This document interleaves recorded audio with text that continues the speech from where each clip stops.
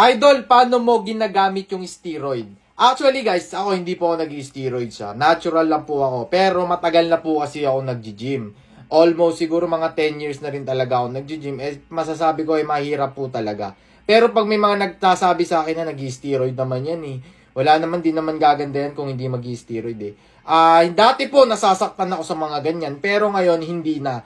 Kasi ibig sabihin, ganun na palang aganda yung katawan ko para mapagkamala na nag-steroids. Okay. Ang steroid po kasi masama po talaga yan sa health eh. Kasi po ako, mas gusto ko po yung pinaghihirapan talaga. Kaya kayo, kung nagsisimula pa lang kayo at gusto nyo magpaganda ng katawan, hindi po steroid ang sagot. Ang sagot po dyan ay sipag at tiyaga. Dugot pawis ang ilalaan mo dyan para gumanda yung katawan mo. Huwag po kayong aasa sa steroid o kahit sa ang supplements. Kasi yan ay pangtulong lang. Ikaw pa rin ang gagawa ng effort. So ayan lang, shoutout sa Idol, pwede naman magsabi ng totoo. Latest hormone test result muna before kami maniwala na natural ka. Shoutout sa'yo Ginoong Niños. Yan, shoutout sa'yo. At ang gusto ko lang sabihin sa'yo na wala akong dapat patunayan sa inyong lahat. Okay?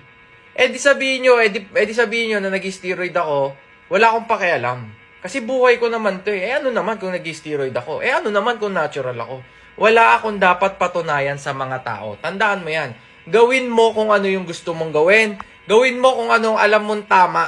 Yun lang ang masasabi ko sa'yo, Ninyo. Ha? Tsaka po kayo, guys, sa lahat po na nagbubuhat, kung sinasabihan kayo na nag-steroid, huwag po kayo magagalit. Normal lang yun sa mga naiinggit.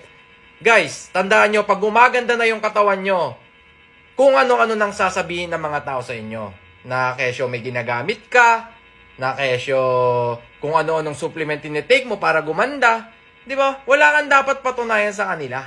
Patunayan mo sa sarili mo. Pagandahin mo yung sarili mo. Para sa health mo naman yan eh. Tsaka ginagawa mo yan para sa'yo. Para sa sarili mo. Hindi mo yan ginagawa para sa ibang tao.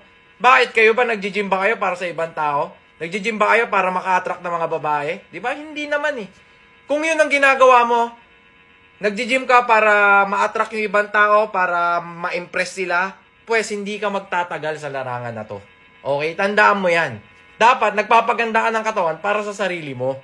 Yun po lagi niyong tatandaan, hindi para sa ibang tao. Paano kung wala na yung mga tao na ini-impress mo?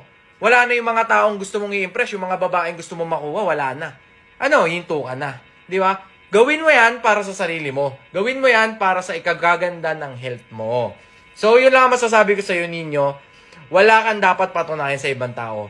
Wala kang pake kung ano sabihin nila sa'yo, basta gawin mo kung ano yung gusto mo. At kung saan ka masaya. So, yun lang. Tsaka guys kung mag-steroid kayo, hinay-hinay lang Yun ang papayo ko sa inyo. So, yan lang. Enjoy!